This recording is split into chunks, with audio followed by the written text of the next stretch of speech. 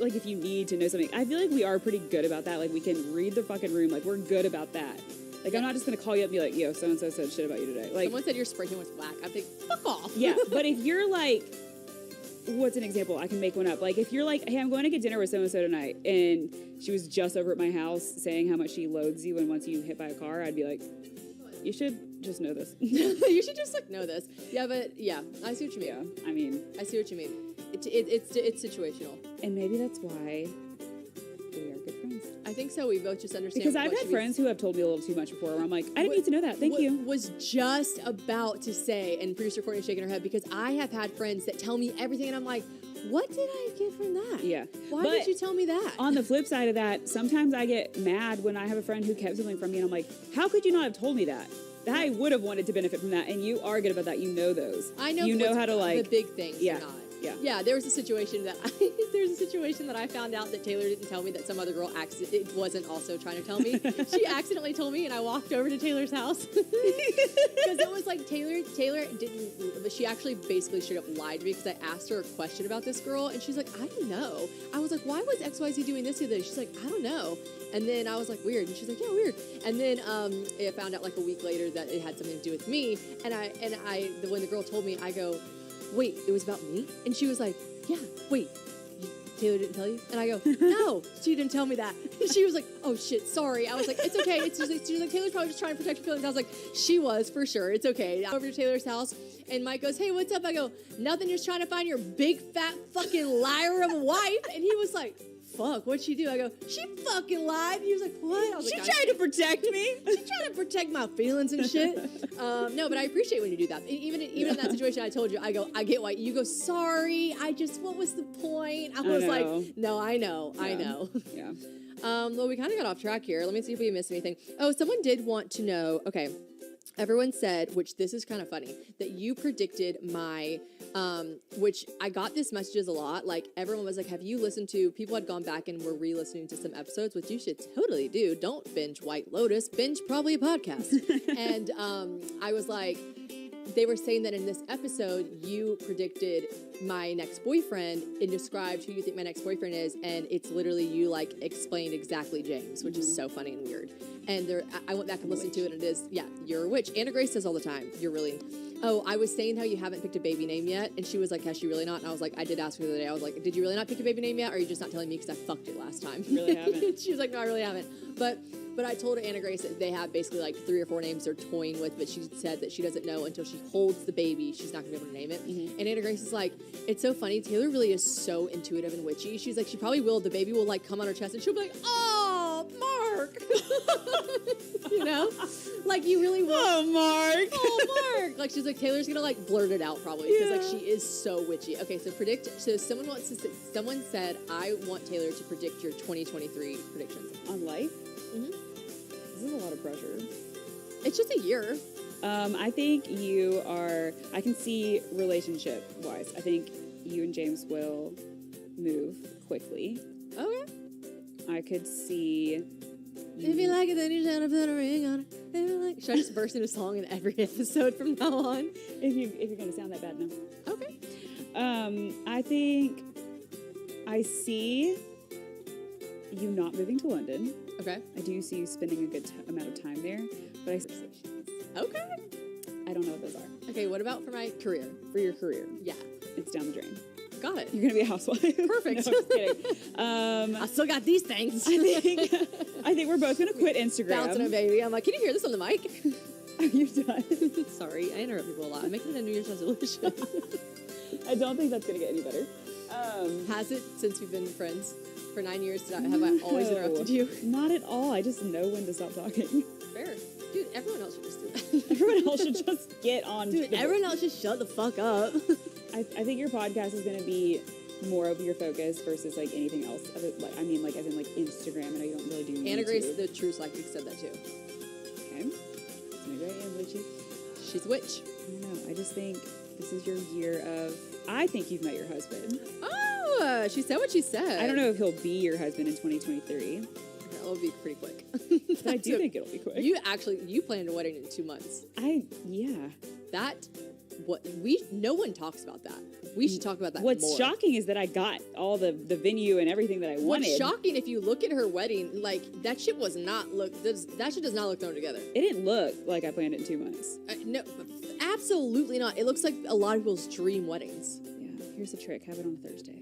Yeah, I got every vendor I wanted. I'm like, did have it on Thursday. Yeah. It was funny. They wrote on their invitation, yes, we know this is a Thursday. Yes, we know it's a Thursday. Because she just, and I was like, wait, why'd you write that? And then I was like, it's true. A lot of people would probably think it was a misprint, would probably be like, obviously it's that weekend. Like, no, it was a Thursday because, not because we had to rush it or we were rushing it. It was because Mike was touring with Luke at the time still. Oh, yeah. And they're all gone on weekends. And Luke, that's obviously, Mike could have probably taken the weekend off, but all of his best friends, all of his like buddies that he would have wanted there, everyone that needed to be in the wedding, Luke, everyone that came to the wedding needed to be there and not be on tour. He in his head he was like, I can't be gone on a weekend right now. Like, we have to have it on a weekday. I'm like, I'm not getting married on a weekday. And then we compromised on a Thursday. I was like, I've always loved Thursdays. Thursday doesn't feel that weeky. Thursday was It feels like weekendy.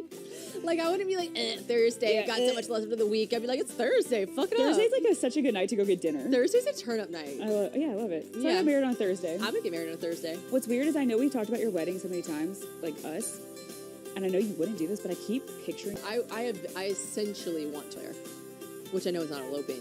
And I want, so it's also not eloping because I do want it to be pretty, and I want there to be like things. I know, I just feel things like about something is so, it's going to be like so untraditional.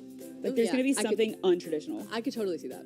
Me, quirky, cool, horse girl. She's just a country mouse. Okay, do you think that we'll have similar parenting styles when I have kids? We're almost done with the question. Honestly, yes. I was going to say, I think we will too. Yeah. Which, that might shock people. And I really, truly, I know you're going to be like, oh, shut up. But, like, I like, learn so much from you and look up to you so much. I do. She doesn't like when I say nice things about her. Like, I really do. And I absolutely want to do things that I've seen you do. And things that I thought I'd do as a parent, like, I don't know, like little stuff. Like, I'm like, oh, I will be whooping my kid's ass. And then, like, you see different styles of that. Yeah. And, like, you should bend down, get on your child's level if they're having a tantrum in a supermarket and try to explain to them their feelings, understand their feelings. And maybe you're listening to this being like, bitch, because listen, when I grew up, smack the shit out of them. My mom whooped my ass growing up. Sharon K, no whole bars. She whooped my ass. Yeah. And I think Sparkle spanked you too, did she not? Yeah. Oh, yes. So, like, it's not saying, it's just, like, funny that before you have kids, the thoughts you have, like, oh, yeah, more people should be spanking their kids. Well, I whooped that ass. But, like, I watch you parent your children, and I'm just kind of like, oh, that actually makes sense. Yeah. Oh, huh. Why would you want to tell a little girl, like, why would you want a little girl to be fearful of a man her whole life, aka her dad, of hitting her? Yep. Like, I mean, I think I turned out just fine, but, like, realistically, like, my whole life, my mom, like, the biggest threat in the world was, like, when your father gets home, he's gonna get the belt. And I'm like, ah! Like, and like, if you really break that down, not to get too, like, wokey here, but, like, if you really if you really break that down, that could cause a lot of issues with young girls and their father. Like, that's just my dad. I do not have daddy issues, thank God. Yeah. But, like, I could see how that could be really prone to get too, like, deep with situations like that, especially because I haven't had kids yet. Talk about the situation until I've had them, but I'd probably be all for it in the moment. I'd be like, fuck yeah, dad, hold the kid. No, but see, here, my thing is, like, I feel like this is gonna sound really cheesy, but, like, the whole mama bear thing, you're like, no, I'm gonna be there for her. I'm gonna hold her. I'm gonna let her know that I'm here. Also, are the dads ever not like, what the fuck? No. Like, I'm the bad guy? No, and we should do, like, a poll on this or, like, a question one day, but I'd be curious to know what people think as far as, like, our parenting skills. What do people think would be different with us? Well, you remember how I got my feelings hurt that one time that, did you tell me or did your mom tell me that someone said I would be, like, they couldn't ever picture me as a mom? It was back when, like, I mean, like, obviously we know that my Instagram is a lot of, like, tequila drinking, partying, and, like, listen, I was in a stage in my life, and I don't regret it at all. I'm not going out and, like, getting schmammered as much as I used to, but, like, bitch, when you're 22 to 25, 26, whatever that age gap is, when you're just having the time of your life and you're in a fun city like Nashville, like, oh my God, you hoes wish that was your life, but, like, Do you know what I mean? There was like a lot of people always saying like, I just could never picture Shannon as a mother. And I remember that was always like the meanest insult to me. I was like, what? Like, okay, but also that's because ridiculous. I'm partying when I'm 25? It's not even an age thing, because if I didn't get pregnant and have kids, my Instagram was the same. I don't know if you remember old me. Yeah. Before kids, it was all the same shit. We were doing the same shit, posting the same shit. We would literally call them hot girl pics. We're like, let's go take a hot girl pic. Oh my Do God, you remember? it was so funny. Yeah, we'd be like, okay, I'm feeling down. Well, we wouldn't even look that good. We'd be like, let's take a pic and call it a hot girl pic. I would be like, Mama needs a hot girl pic. Yeah. We were also going through breakups, so we were both like, Yeah. Nowadays, like, it's okay that my feed is full of children, just as what it is. I always said it wouldn't be. And your feed is full of... That's the way of just the world. Yeah, but your feed is full of your children with you in gorgeous Hawaii, so, like, you're doing okay. But like, I mean, I remember that, like, really hurting my feelings. But yeah, that's stupid. You said you'd be curious to know if what people think are... Yeah, because that question, I've never heard that question. Yeah, what would be different about our parenting styles? I'm like, I'm trying to think about it, and I don't know either what would be that. What would be... What are people assuming is going to be different? I'd like to know that. We should do that. Yeah, we should do that. What do you think? Okay, we should do that. I'll actually ask, and maybe I can just, like, speak about it on Instagram in the next podcast. But yeah, what do you guys think would be different about Taylor and I's parenting skills? Mm-hmm. Okay. Prepare to get your feelings hurt. I kind of already, I'm like, I immediately in my head was like, it'll be bad. Yeah. These won't be nice. You're going to drug them. Drug them? You're going to let them drink tequila. You're going to leave your bar card open. It's going to be all this. It's going to be, it's just wait. I'm a witch. My bar card? Fabulous. It's got screw. You're like, it's too high. They can't reach. Too high. Oh my God, I do get stressed out sometimes when your kids come over here. I'm like, glass. I'm like, pills. What's that? Something that is funny is we both have white furniture all over our house, but the difference is I just let my kids live their life at this point. They aren't that bad. There's one chair people talk shit about, the one chair, and it's Walker's chair. But then the rest of my 11 chairs at the table, they're pristine condition, white as can be. You, on the other hand, I bring Walker over here. You're like, just remember, like, everything is white. I'm like, yeah, I remember because I decorated your house. Yeah. Well, that was another thing. Someone said, why are you not in the business of interior design? Which I was like, I'm not even going to ask that because she's going to be like, bitch, one compliment. People are obsessed with your interior design. That's nice. I do it because I think it's fun and I enjoy it. But I think if I did it for, like, a living, like, I relied on it for income, I wouldn't like it anymore. Yeah, I can see that. And I'm not good at decorating for somebody that has a different taste than me. That's true. I'm like, I just copy everything she does. Like, literally, I'm not kidding. Like, I'm not being funny. Like, I literally copy everything she does. Okay. It used to really bug her. We got in a couple of fights about it. Okay. It's like 3. We were just talking about me and James about a situation in his life, and I was like, you should just say something. And he was like, really, should I? And I was like, yeah, Taylor straight up like told me one time, like, can you fucking stop copying me? And I was like, am I? And she was like, Shannon. And I was like, yeah, okay. Oh, no, okay. I will. But when it comes to my house, and she's like, well, what do you want? I'm like, Taylor, what do you want? What do you want, baby? Babes, what do you want? What do you? She literally handed me her credit card. She's like, here you go. No, have fun. I'm serious. Like, not in like a funny, like, the Disney movie, like rom-com, like, spend whatever you want. But I seriously was like, here, you know what to do. And she was like, no, but she was like, but seriously, like, with your chairs, do you want? And I was like, don't ask questions. Yeah. And you really did. You just ordered, and it's fabulous. It's so fun. But obviously, as you can see, look, I'm sitting on a blanket on my chair. But that's also you. You get spray tans. That's true. Props to you for wanting and allowing white furniture in your house for someone who has spray tans all the time. It's really cute with my outfit. Okay, we gotta go. Love you. We're going to dinner tonight. We're gonna eat pizza, and then I'm gonna get really bad heartburn. I'm gonna stay the night with you tonight. Okay. We can bend over and look at our hemorrhoids in the mirror again. What the fuck? Have we not told that story? we did do that. One time we did that. One time we did that because we both had them, and I think it was she was wanting to make sure she had them, and I was like, trust me, you would know. And she's like, how would I know? I was like, let me see. She's like a chronic hemorrhoid getter, and I only experienced them with pregnancy, but I'm always pregnant now. Yeah, so she's a chronic hemorrhoid We're getter. in this together, and I was like asking her about it one time, and she was like, bend over. I was like, let me see. And she was like literally holding butt cheeks. We literally were both in my mirror in my bathroom, like bent over, like, look at this one. I was look like, at mine. I was like, see, this is what it looks like if it's acting up. I think I do remember saying, like, holy shit, if anyone walked in right now, they'd be like, I knew they were fucking. These girls are into some weird shit. You know what? I guess that's the kind of friendship level you have to be on if they're going to be in the delivery room. Yeah, that is. That's awesome shit. Okay, peace and blessings. Live, laugh, hemorrhoids. Bye. That's the name. No. So we're back in my kitchen, but these are different chairs. This is a different table. Is it? I don't know. Here's the thing. I had all intensive purposes to get my podcast room set up today, but it didn't happen. So It's okay. it's next week. All my stuff, there's a pod outside right now. It's a giant pod. I was like, I asked for the smallest size. What do they tell me? Oh, it's going across state lines to New York. You're going to have the biggest size. I was like, this is enough to fit 3 bedrooms. I need to move like a couple things to New York. But all this stuff is, my mom's like, no, Mom, the stuff I have here in Nashville is furniture. So I'd rather just pay them pod people to come pick it up and take it to New York. But it's a process. It really is. And I can't get in that podcast room until the New York stuff comes out of it and goes into the pod. The giant pod. I mean, the pod is giant. There was like a giant machine that came and dropped it off. They were like, beep, boop, boop. I was actually going to say, I've never really thought about this logistically until this exact moment on this microphone. If you have anything that you need to move from Nashville to New York City, I have a lot of room in my pod. If anyone needs it, I will share my pod. Dropped off on May 7th. Interesting. There's a lot of logistics, but welcome back to my cooking show. And Still in the kitchen, but honestly, I like it. it's nice. It's good lighting.